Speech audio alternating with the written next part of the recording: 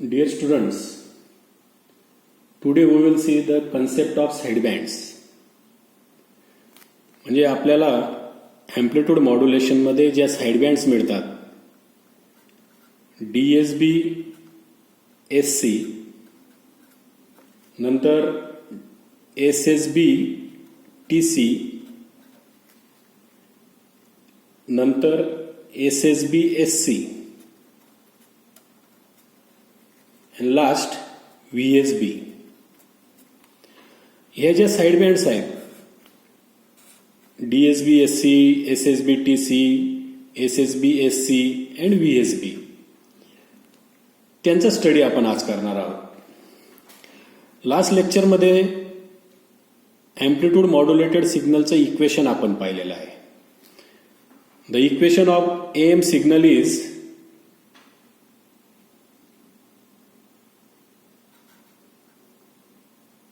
A T is equal to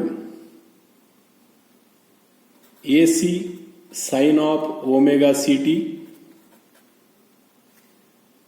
plus EMA EC upon 2 into the bracket cos of omega C minus omega M into T bracket complete minus EMA EC upon 2 into the bracket cos of omega C plus omega M omega C plus omega M into T. तर हे equation आपण amplitude modulated सिग्नलचं पाहिलेलं आहे. So from this equation it is clear that AM signal contains 3 components. याच्यामध्ये 3 components आहेत. बघा कुठकुठले component आहेत. This is the equation of carrier signal.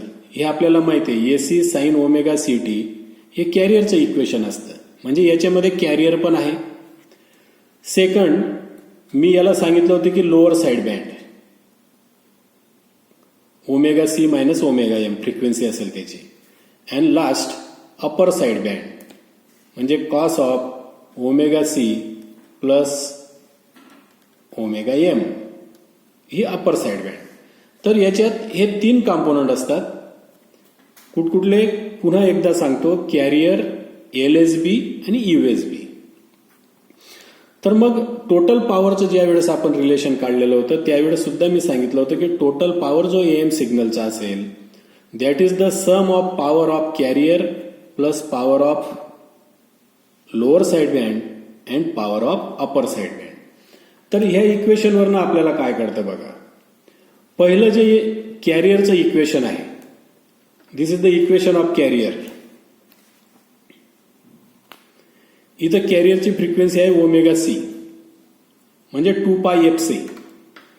2π FC याची फ्रिक्वेन्सी आहे. तर इथं फक्त FC म्हणजे कॅरियरची फ्रिक्वेन्सी आहे. आणि तुम्हाला माहिती आहे आपलं जे इन्फॉर्मेशन आपण AM मध्ये ट्रान्समिट करणार आहोत, इन्फॉर्मेशन किंवा मॉड्युलेटिंग सिग्नलची फ्रिक्वेन्सी असते FM किंवा ओमेगा एम. तर याच्यात FM किंवा ओमेगा एम ह्या इक्वेशनमध्ये पहिल्या कॉम्पोनंटमध्ये नाही. म्हणजेच याच्यामध्ये धिस कंटेन्स नो इन्फॉर्मेशन.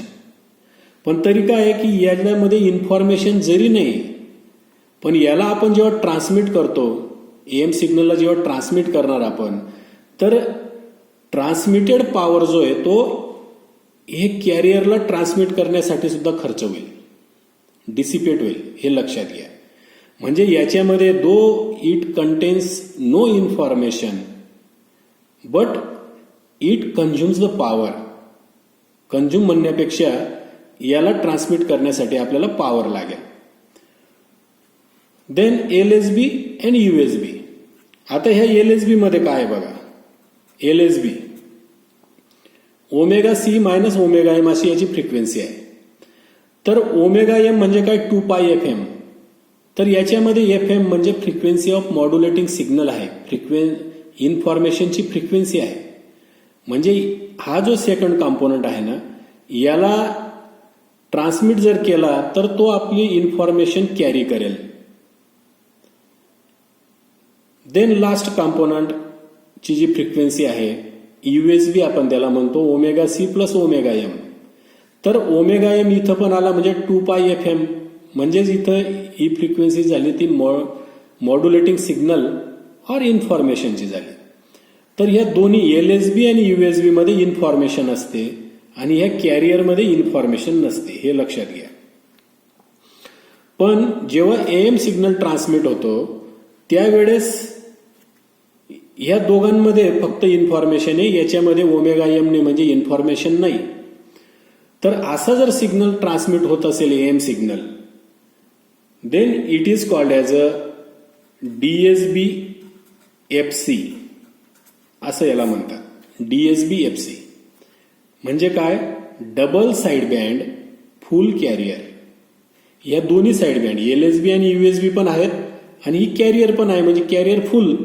म्हणून अशा हा कम्प्लीट तिन्ही कॉम्पोनंटचा जर जे इक्वेशन आहे असा AM सिग्नल जर ट्रान्समिट केला then that is called as a DSB FC, double side band full carrier. समजा आता मी तुम्हाला मगाशी सांगितल्याप्रमाणे there is a no information in the carrier. या कॅरियरला आपण सप्रेस करून टाकू. म्हणजे कॅरियरला हा पहिला जो कॉम्पोनंट आहे याला सप्रेस करायचा. तर पहिला जर आपण सप्रेस केला तर दोन कॉम्पोनंट फक्त इथं शिल्लक राहतील, LSB आणि USB. फायदा काय होईल याला सप्रेस केल्यानंतर?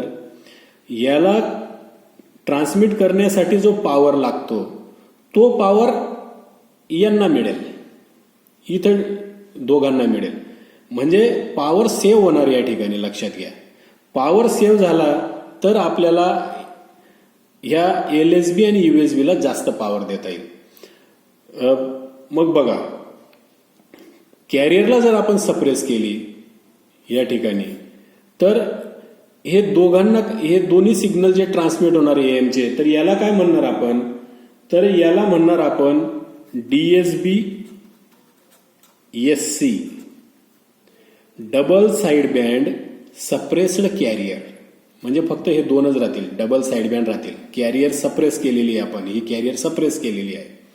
So by suppressing the carrier the power of the AM signal can be increased, power increase होईल.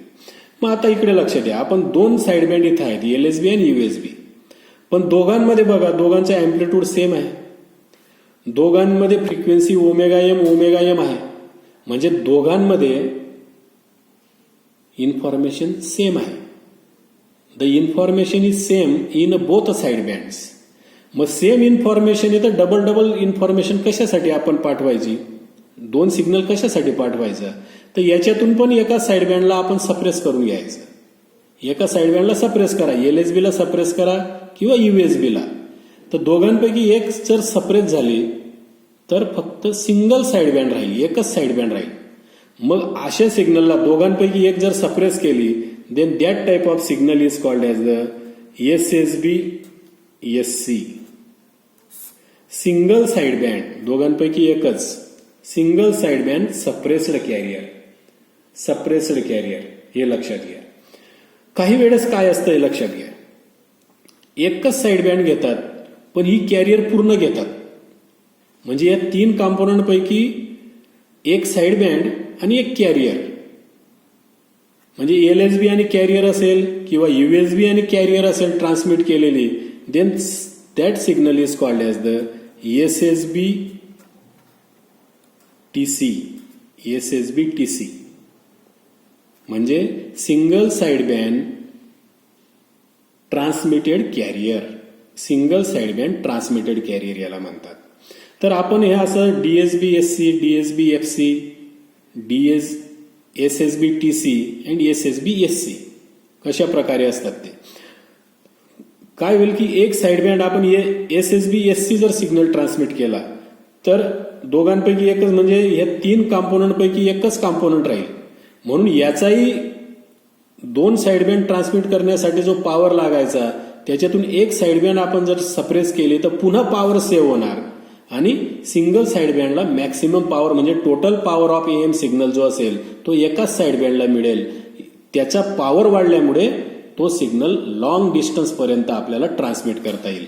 तर हा फायदा असतो आपल्याला कॅरियर सप्रेस किंवा एक साईड बँड सप्रेस केल्यानंतर. And last VSB. व्हीएसबी म्हणजे काय?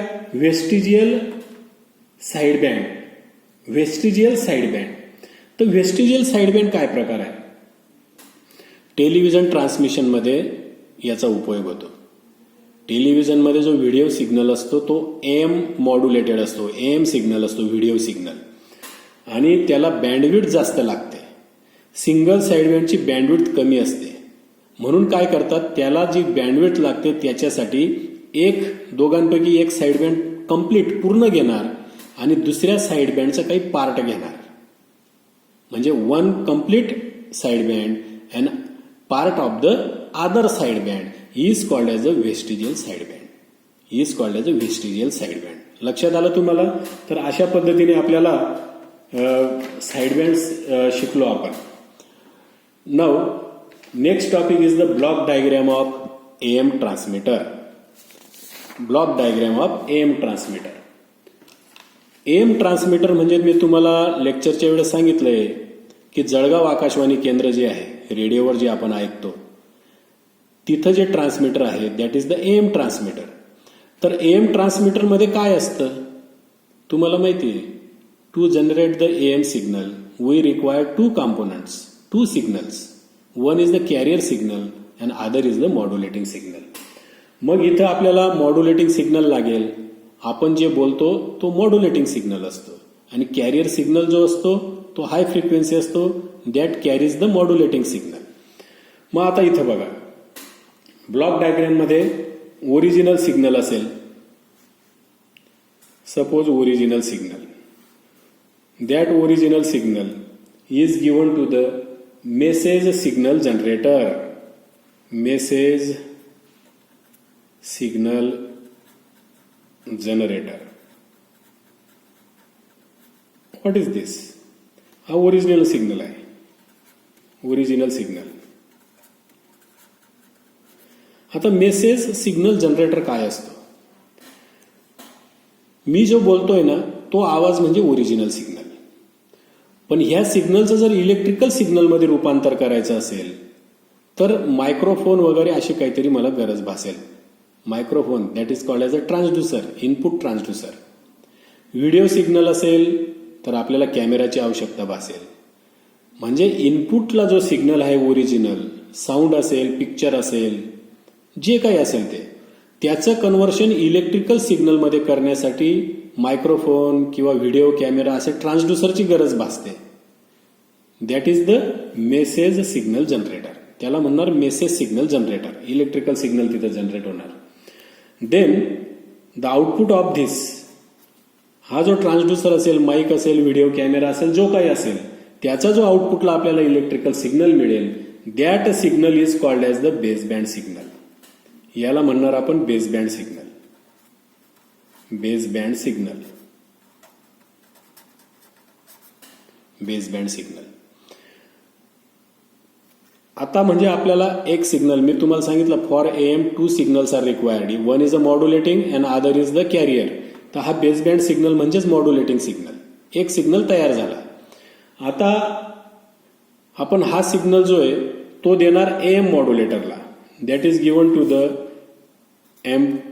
एएम मॉड्युलेटर किंवा एम्प्लिट्यूड मॉड्युलेटर. एम्प्लिट्यूड मॉड्युलेटर पण म्हणतात याला. Amplitude modulator. एम्प्लिट्यूड मॉड्युलेटर काय करेल? एएम सिग्नल तयार करेल. It will produce the AM signal. But for am signal one signal that is a modulating signal is given it's output. अनादर जो carrier आहे तो पण याला द्यावा लागेल, कॅरियर सिग्नल. तर हा कॅरियर सिग्नल इथून आपल्याला कोण जनरेट करून देणार? तर हाय फ्रिक्वेन्सी ऑसिलेटर असेल. क्रिस्टल ऑसिलेटर वापरतात शक्यतोवर. क्रिस्टल ऑसिलेटर याच्यात वापरलं जातं. High frequency. You know carrier as a frequency more than 20 kilo hertz. तर कॅरियर इथून जनरेट होणार, इथून कॅरियर जनरेट होणार आणि हा modulating signal. This is the modulating. So both signals are given to the amplitude modulator. मग याच्यामध्ये काय होणार की ह्या कॅरियरचा एम्प्लिट्यूड ह्या मॉड्युलेटिंग सिग्नलच्या एम्प्लिट्यूड प्रमाणे चेंज होणार. म्हणून आपल्याला इथं जे मिळणार output that is the AM output, amplitude modulated signal मिळणार आपल्याला अशा पद्धतीने बघा. This is the amplitude modulated signal. कॅरियरचा असा एम्प्लिट्यूड चेंज झाला. It is a AM signal. AM signal. Then final stage. This AM signal is given to the power amplifier. Power amplifier. What is the function of power amplifier? It increase the power of this AM signal. याचा power increase करेल. कारण जितका जास्त power असेल तितका तो signal long distance पर्यंत transmit करता येईल. And last the output of the power amplifier is given to the transmitting antenna. This is the symbol of transmitting antenna. हा ट्रान्समिटिंग अँटिना आहे, TA transmitting antenna. So in this way